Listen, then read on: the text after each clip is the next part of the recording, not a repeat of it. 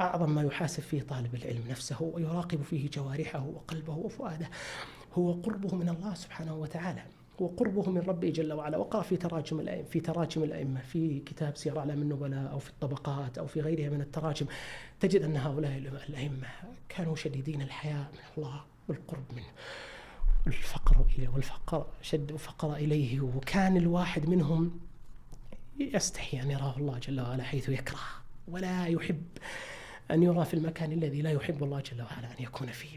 كان الواحد منهم أحيانا يخبئ عمله عن أهله وزوجته وأولاده. كيف استطاع الإنسان أن يصل إلى هذه الدرجة العالية من العبودية؟ هذه بركات العلم النافع. اللهم انفعني بما علمتني وعلمني ما ينفعني. هذه درجات لا يصل إليها الإنسان إلا بعدما يستشعر أن هذا العلم هو أقرب طريق يوصلك إلى الله، أو أقرب طريق يوصلك إلى عذاب ربك جل وعلا إما صدقت مع الله سبحانه وتعالى.